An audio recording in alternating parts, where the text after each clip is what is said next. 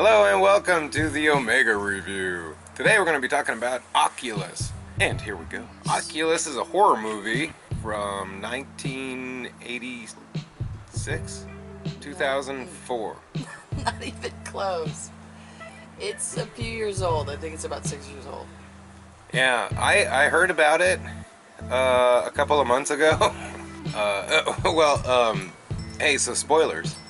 So anyways, I heard about it a couple of years ago, and then I watched a trailer from it, and from the trailer I thought it was a time travel movie because they showed the brother and sister and then showed the brother and sister in the same room with each other with this weird mirror.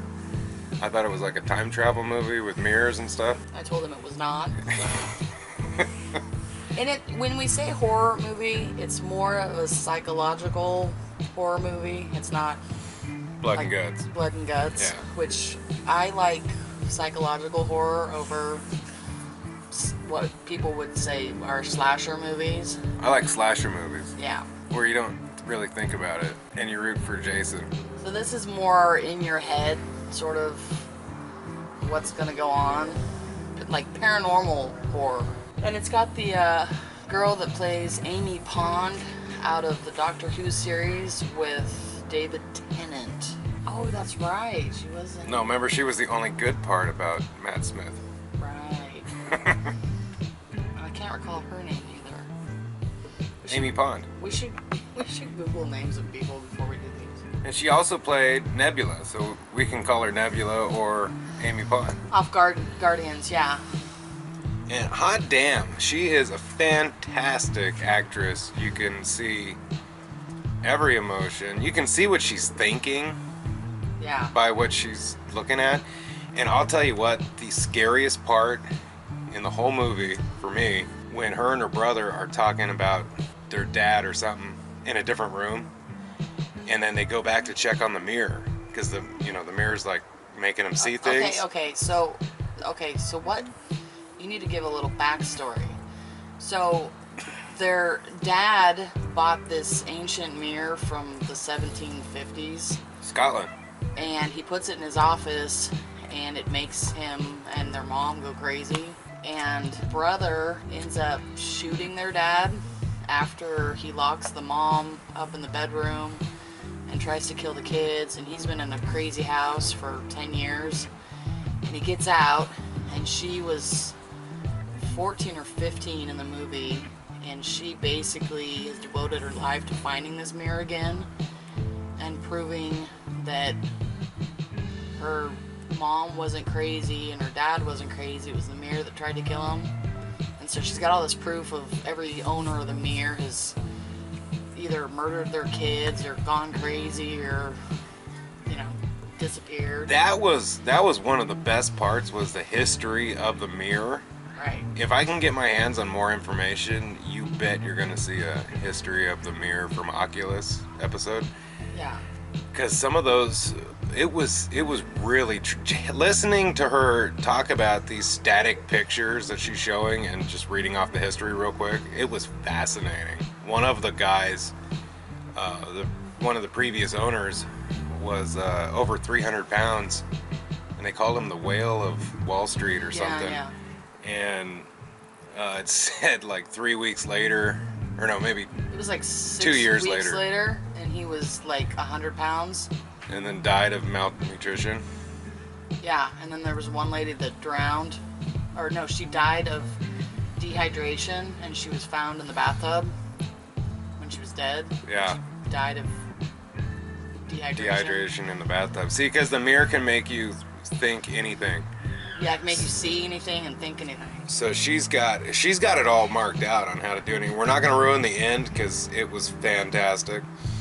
But so she's got all these clocks set up. One to tell you to eat, one to tell you to drink, one to tell you to reset a trap, and then she's getting phone calls every hour from her fiance to make sure that she wasn't losing track of time.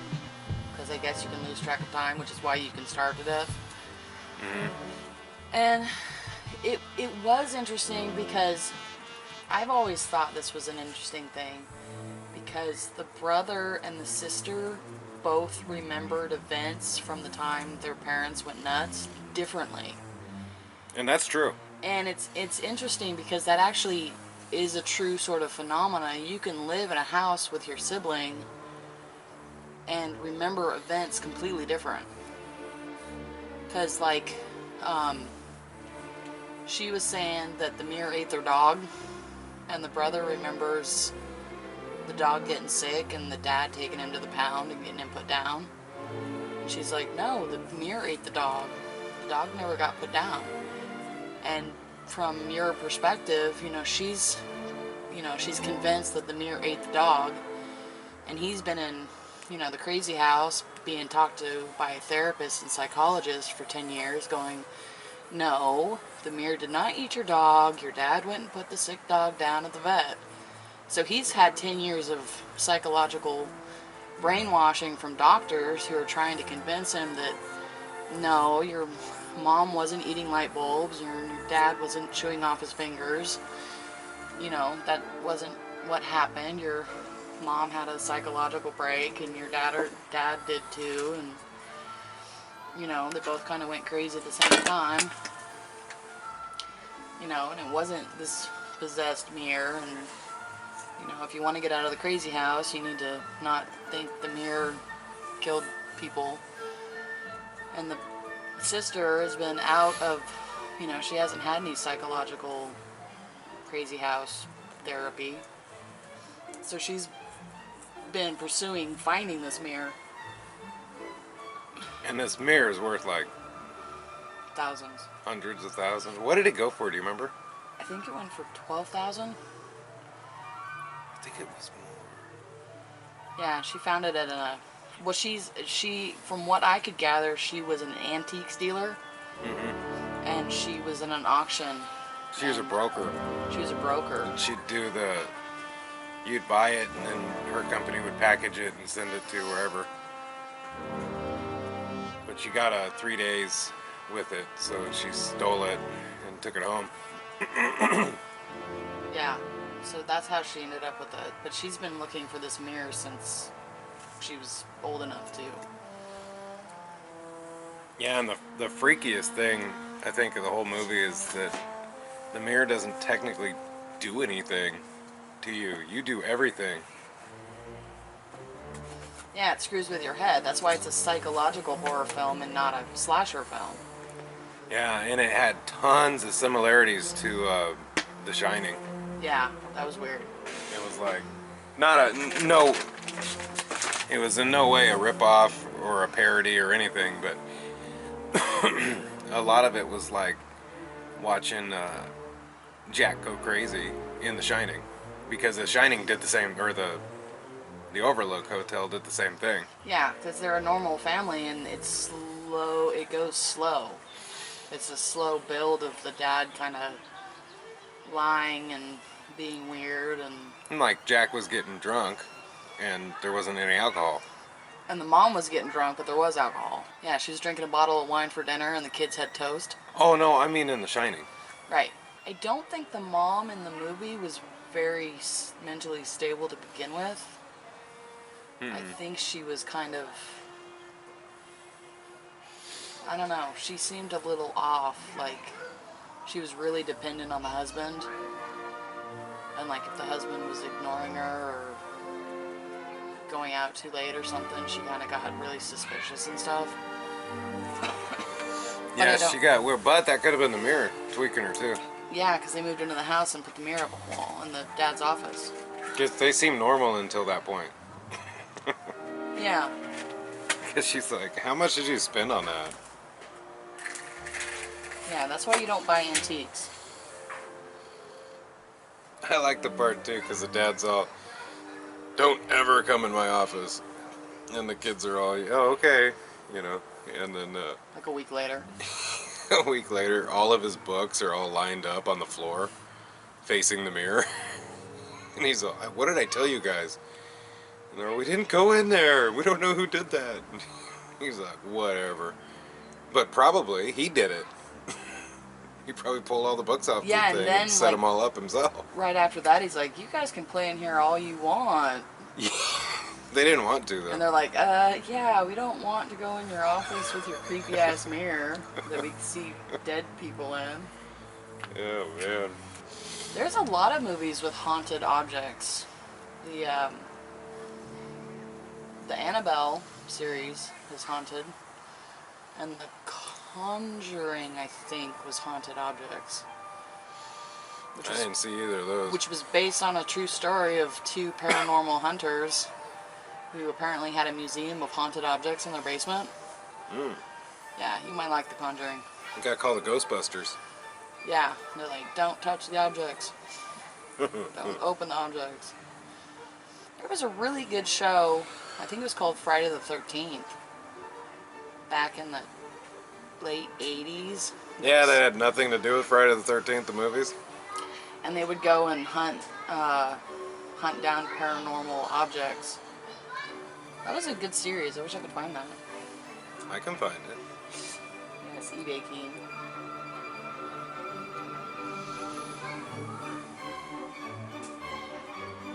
Yeah, so we don't want to ruin the end for it. Oh, no way. Yeah, it's so good. The build-up's so good. But it was neat that they would be talking, like, the adult kids would be outside the room, and they could, like, imagine them in rooms when all this was happening. So it was kind of like they were watching themselves as kids. Yeah. Which was really creepy. Totally not time travel like I originally thought. Yeah, but anyways, the creepiest part for me was they're arguing over their parents. The dad was crazy. The son thought the dad was crazy and the daughter didn't. And they were arguing back and forth in a different room. And anyway, she had cameras set up at the mirror to monitor. She was monitoring everything. The temperature, the sound. She had 3 different cameras. On 3 different battery packs. 3 different independent battery sources. Everything backup to backup to backup. Because the mirror can also affect electronic devices. So it'll also screw up your cell phone reception. But it has a radius. It can only go so far. At first. Yeah, as it gets stronger. And so anyways, they're arguing. And so they get done arguing, and she goes and peeks in on the mirror, and both cameras are facing each other. And they're the only 2 people in the house. And that just sent shivers down my spine. And so she checks out the 3rd camera, the one up on the wall that they couldn't reach, and plays it back. And they're having the exact conversation they were having in a different room while they're moving the cameras to face each other. In the mirror room. Oh man, it was creepy. Yeah, they're arguing in the kitchen, and then they're in the office arguing with the same argument, moving the cameras away from the mirror. Identical too. They were, the actors reshot this thing twice in 2 different locations. Identical conversation and pitch and everything. Yeah, when the kids are little and this is all going down, I really felt really bad for them because they just moved to this new house. They don't really know anybody. Dad's gone. Mom is like slowly losing her mind, but they don't really know why. And so they're like, we don't have any food. And Mom's feeding them like toast and soup, and she's drinking a bottle of wine, and they're not driving age, and they don't have any money. So they're like basically stuck in this house in the middle of nowhere, because it looks like it's in the middle of nowhere. And it's like they're hungry, their mom's losing their mind, their dad's locking himself in the office. They don't know what to do or where to get help, and so they go, I guess they find a neighbor or a friend of their dad's, and the dad's like, my wife's sick and she's having some issues, and we're just gonna stay in and help my wife and their mom and stuff. And he's like, okay, well, I hope she feels better, and leaves. Mm-hmm. And then, a couple days later, everybody's dead except for the kids. Feel awful as the neighbor that came over to help and didn't really help, and then everybody ends up dead. But imagine that terror. Oh yeah, from a kid's point of view. I mean, they're stuck in the house. Mom's chained up in the bedroom.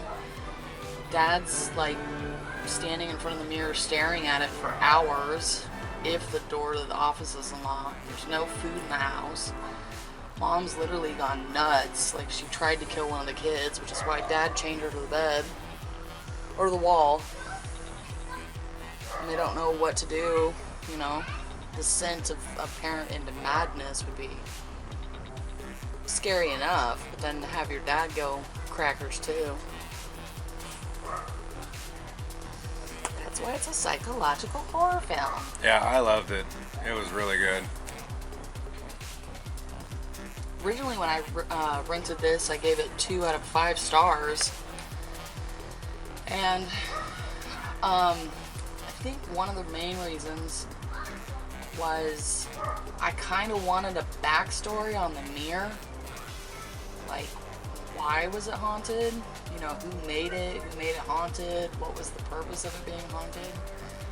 And they don't tell you that. That's true. It just is. Yeah. And it's like, well, did it get made out of a haunted tree? Or, you know, put a spell on or something? You know what? That's true with The Shining too. True. We don't know why the Overlook was like that. And the Overlook wasn't like that all the time. It was just over the winter. Yeah. So you're wondering, did it feed on people a little bit during the summer when it was full of vacationers? And then it like starved in the winter and then made people go super crazy when it was all by itself? Maybe it didn't need as many... No, I'm thinking it took like a little bit of essence from all the visitors during the summer. And you wouldn't notice it. It's like, you know, losing a fingernail versus losing your arm. Or watching a scary movie or something. Yeah. Fed on that fear. Yeah. And then in the wintertime it had to make you go insane and murder. Yeah, and then it fed on that fear. It's funny how our movies all come back to The Shining. Every movie is The Shining.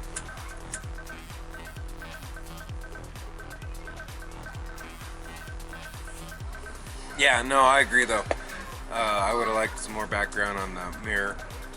Yeah, because they just say when it was made back in the 1700s, and then it got moved around from. And even that, they didn't know. That was just the first recorded appearance of it. They didn't know when it was made. It was missing for like 100 years. They said it was. Oh yeah. It was first in the 1750s, and then it didn't come out until like 1870 or something, and then it bounced around a lot in the 19th century. Like every 10 years somebody else owned it and somebody else died, and then it gets sold in an estate sale, and then that person would die, and then What they say, it was hand carved out of one piece of black German oak or something. Yeah. It'd be a hell of a big tree. Yeah, because it's a really big container for the mirror. Yeah, but they didn't really say why it was haunted or who haunted it. Or if it was even haunted, though. I mean, it might not even been haunted. Might have been a portal or something. Yeah, but they didn't say. Yeah. Which is kind of annoying, because I don't like them to let me make up my own mind. I like them to tell me what it is. a little history on it would have been nice. This was carved out of a haunted tree out of the Black Forest by witches. Yeah. Okay, cool. By that same witch that was in Hellboy. Maybe she made it out of that tree. That tree that held her blood that for like 1,500 years. They must have cut this mirror holder out of that. If you haven't seen that movie review, it's Hellboy review, then you know what we're talking about. Yeah. Mega Ordained isn't one for horror movies. No. Except for like the Freddys and the Halloweens and the Jasons. But I think I'll Oh, we gotta go. get him some other ones for Halloween. Expand his mind into different horror genres. That sounds good, baby. Hey, it's been great chatting at y'all. We gotta go because we're out of batteries. Have a great night. Bye-bye.